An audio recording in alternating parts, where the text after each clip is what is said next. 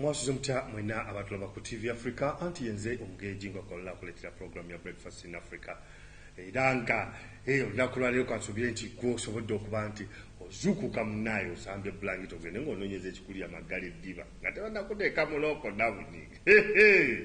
Yes, tutunulira ebintu bingi olunaku lwaleero ebiri mu Africa, ebiri mu Uganda, ebiri ku ggwe nange nga tugeza kukola nti tusosotola tutegeera kiki ekigenda mu maaso. Twalaba wano olunaku bbiri emabega nga abaana babavayo ku masomero nga babatwala ewaka basobole okuba nga beewona nawookera w'ekirwadde ekya coronavirus. Era gavumenti nebeera nga esobola okuba nti ebawa emmotoka ezibatwala mu districts zaabwe okubanga ezibanguyizaako olw'ensonga nti yes transport system yaleeguuka sente tebazihikinga nabeera nga babaga munaye musasule tebanatutripolinga nakutripolinga sente nga ezibadde 5,000 bagamba 5,000 kwekaba bawongerako bongezi zero. Embeera neba nga mbeera nkambwe nnyo gavumenti nebeera nga evaayo ng'ekiyingiramu naye ate nga tuzze tukuba omulanga mu gavumenti because ekintu kya transport kintu kikulu nnyo mu ggwanga lyonna lyonna kubanga kiba kiboostinga economy. Buli kimu kirina okuba nga kitambula nga kitambulira mu mbeera eyo. Transport kyekintu ekitubanga kikwasaganya economy y'eggwanga. Naye economy ya Uganda bw'otunuulira ekigambo kya transport kizze kiryawo kintu kiringa kyakulya muli sowaani eryawo buli omu kyagikolera kyakwata kyalya. Newekanga nga ku makya transport wa ssente bwe ziti ku musanvu ndala olweggulo ndala we baba abantu abangi ndala we baba batono nga bakendeeza kugamba ne kibeeraawo nga tekiri fixed naye ate nga transport yandibadde in a fixed price nga bagamba munaye wano batambulirawo ssente bwe ziti wano bwe ziti ne baregulatinga ne bakola ekintu ekituufu because the system is there but why is it like that? Bintu binnya bitambula bwe bityo kugamba ne bicyankalanya gavumenti ne bibeera nga biraga eggwanga ekifaananyi ekikyamu. N'otunulira amafuta National Bureau of Standards ebeerawo ne gamba munaye tukebedde amafuta gammwe malungi gabeere ku katale naye ate ne bagamba gano malungiko gano mabi gano ate mabi nnyo kyavuga ssente gali wansi. Petrol station ez'enjawulo ziba nga zitunda prices ez'enjawulo n'owebuunya in one country kibeera kwegamba ekintu nga kiringa kiddukiro kintu bajja kukamamu kikame. Gavumenti eba erina okuvaayo ne regulating ebintu bwe bityo ne kibeera nga kintu kitegeerekeka ng'omuntu taliiko kubbibwa nga mwanadamu taliiko kubbibwa mu mbeera eyo netubeera nga tutambuza bulungi eggwanga.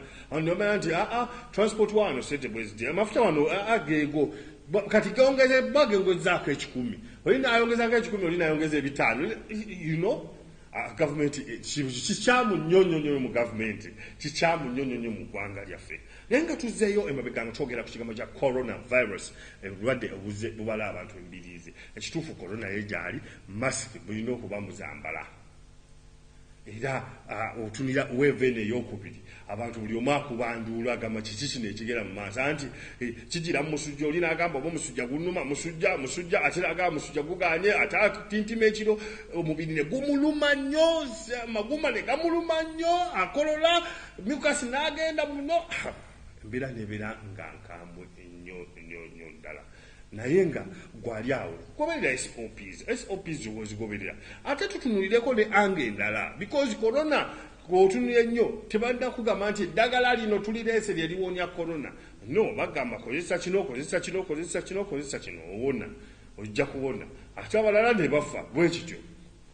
So lwaki tatunulirako anga eri endala eyo gaba munaye tukozese habo waffe atya tusobola tulina ebintu byaffe twakozesanga edda kweyoteza n'ebirala tusobola okuba nga tubikozesa ne tuwona ekirwadde kino.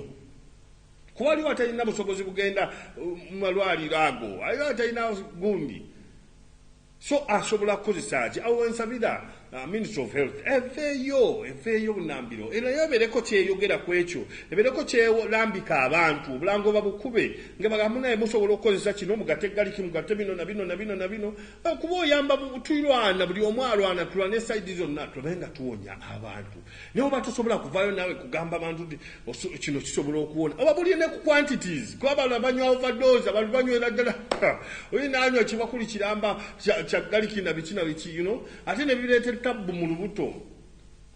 So tubeleko naffe bye tubalambika aba Ministry of Health tubeleme kuleka bulesi bantu kutambula bwe batyo kyandibadde kikola bulungi because abantu balwala, abantu bafa, tubatebedde empenda ki? Yes, mask tubagale bazambale, banabe social distance n'ebirala, naye ate bwe yali wali paati eri endala tetukolera. Okusinga abantu bwe balina ennyokeza buli kika kya kintu ebinaabatamiiza n'ebibanaabasula eddalu. Bubeerako bye mubagamba, ne mubagamba munnaye muyite wano n'ekkubo lyettuufu. Naye ate nze kyensinga nkugamba nnyo, waliwo eyagezi n'agamba obulwadde buno bukwata bagagga. Bukwata bagagga butya? Kino naye nkiteekako question marks gamba bukwata bagagga. Bagagga bwe baleese corona. Naye ate nga okitunulira ennyo obulungi, tunulira kikyogenda okunywa ku makya. Just on Breakfast in Africa this morning, people, what have they taken in the morning? Someone wakes up, takes a cup of tea, puts in cocoa, a cup of milk with cocoa, bread with butter, then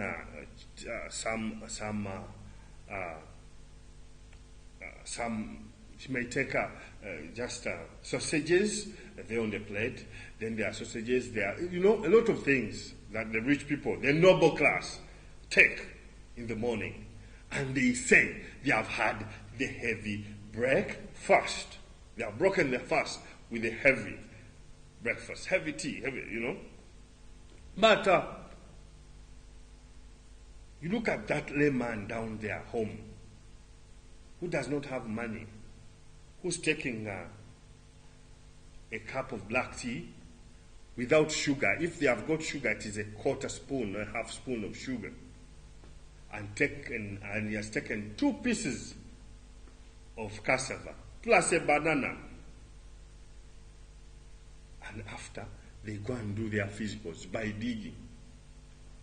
Then lunchtime, they are taking nakati, buga, smanya, nibyo, na